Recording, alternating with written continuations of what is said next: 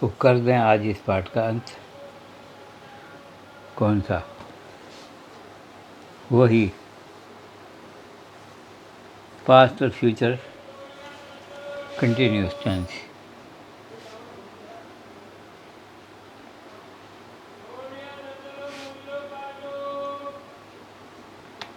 तेईसवां sentence.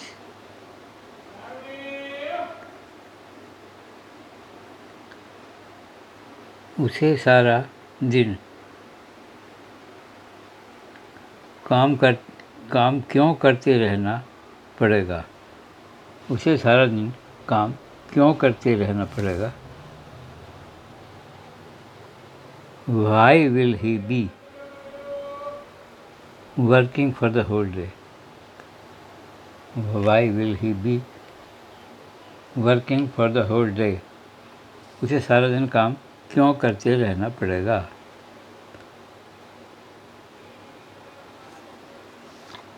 इसके बाद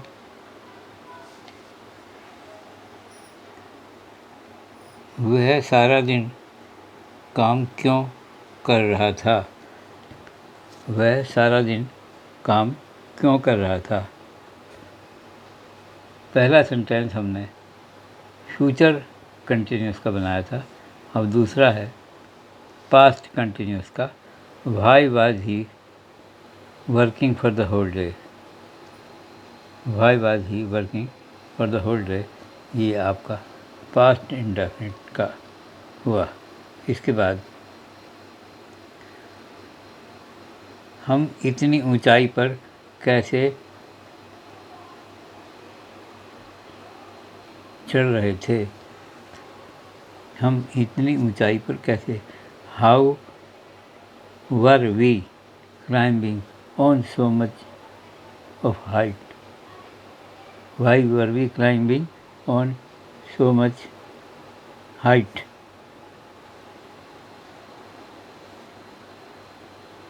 Why were we climbing on so much height? हम इतनी ऊंचाई पर कैसे? बल्कि भाई नहीं, यहाँ है हाउ। हाउ माने कैसा?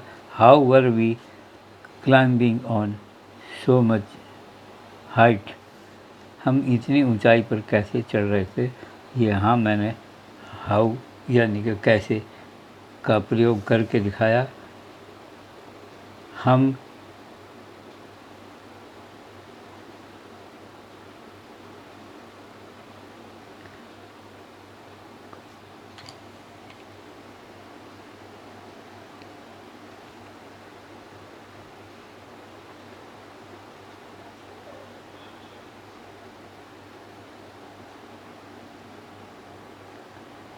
कल बम्बई किस काम से जा रहे होंगे? हम कल बम्बई किस काम से जा रहे होंगे? बम्बई का हो या बॉम्बे, एक ही बात। मुंबई आजकल जो भी कुछ है मैंने बॉम्बे लिख दिया था। For what work shall we be going to Bombay? For what work shall we be going to Bombay? 26। अब 27वां सेंटेंस है। यहाँ तक तो थे वो सेंटेंस है जिनके बीच में सवाल आया। वो सेंटेंस है जो सवालिया तो थे, पर क्या की तरह नहीं सवाल बीच में आया। पहले क्या शुरू में और क्या शुरू में नहीं, सवाल बीच में आया। अब इसके बाद वो सेंटेंस है जिनमें नहीं 2 बार आता है।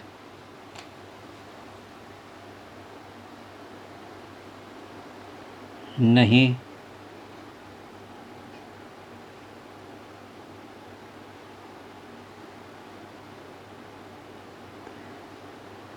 हम कक्षा में पढ़ाई नहीं कर रहे थे। वही बात है, पास्ट वाले और फ्यूचर वाले दोनों तरह के सेंटेंस हैं यहाँ। नहीं, हम कक्षा में पढ़ाई नहीं कर रहे थे। No we were not studying in the class. No we were not studying in the class.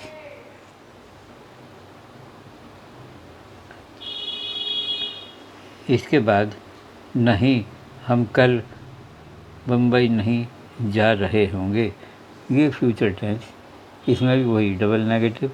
तो इसमें हम डबल नेगेटिव का प्रयोग किस तरीके से करते हैं,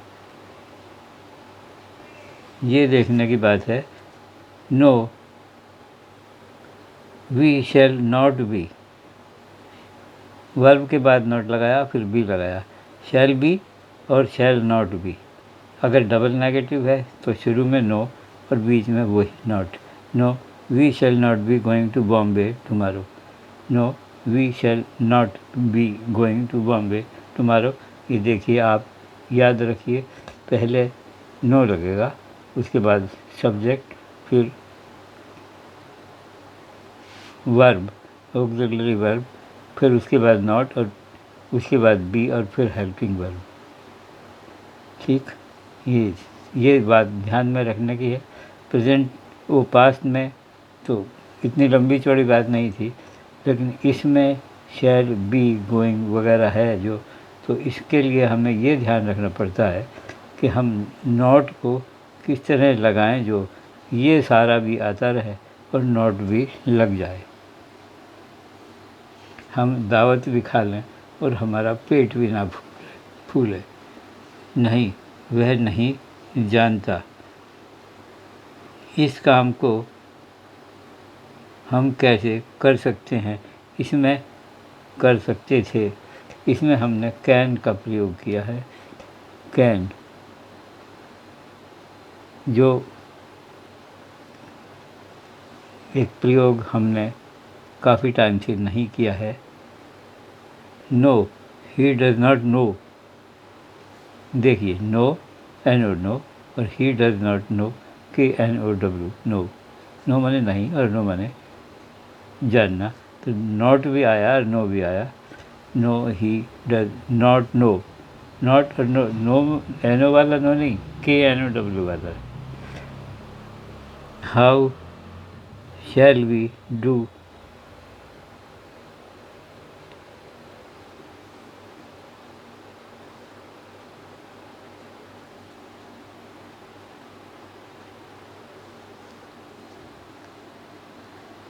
नहीं, वह नहीं जानता, इस काम को हम कैसे कर सकते हैं।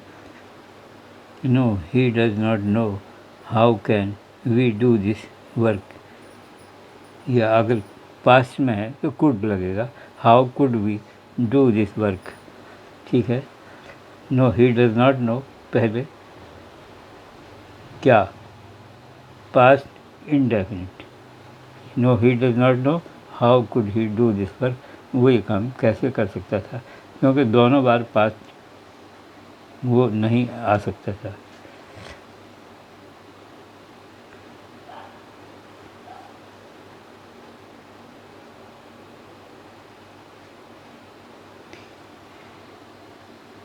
इसके बाद नहीं, वे नहीं पढ़ सकते, उन्हें पढ़ना सिखाना पड़ेगा। No, they can not read, और या इसको दूसरी तरह से भी लिख सकते हैं, no, they do not know how to read. ठीक, no, they can not read, या they does not know how, they do not know how to read. उसके बाद we shall have to teach them, हमें उनको सिखाना पड़ेगा। No, they can not read, वो नहीं पढ़ सकते, we shall have to teach them, हमें उन्हें पढ़ना सिखाना पड़ेगा। ये हैव टू जो है ये परफेक्ट वाला नहीं है, we shall have to teach माने सिखाना पड़ेगा, सिखाना ना है इसमें, टू टीच, और हैव इसलिए लगाया कि अभी वो करना नहीं जानते, हमने कोशिश करके ऐसा करना पड़ेगा। मैं ठीक कह रहा हूँ। राम ही यह गाना गा रहा था। I am telling the truth that Ram was singing this song.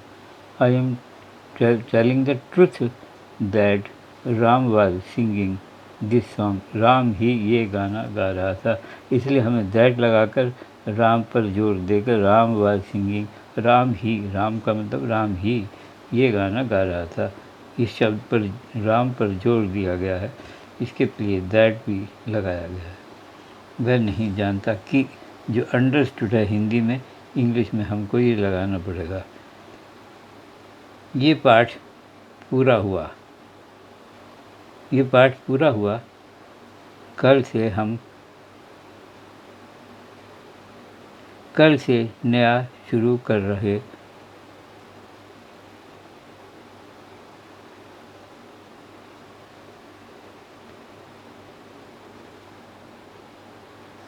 कल से नया शुरू कर रहे होंगे। This work is completed. Chapter लिखना चाहिए था, ये पाठ पूरा हुआ।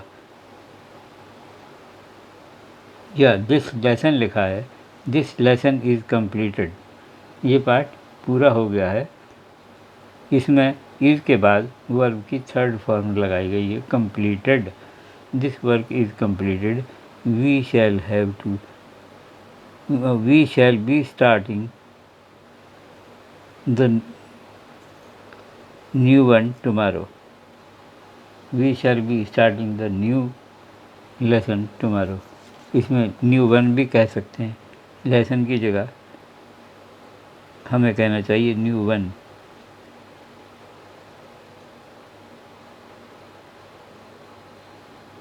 We shall be starting the new one tomorrow. कल हम एक नया चैप्टर, वन का मतलब इसमें आ गया कि एक और नया चैप्टर शुरू करेंगे।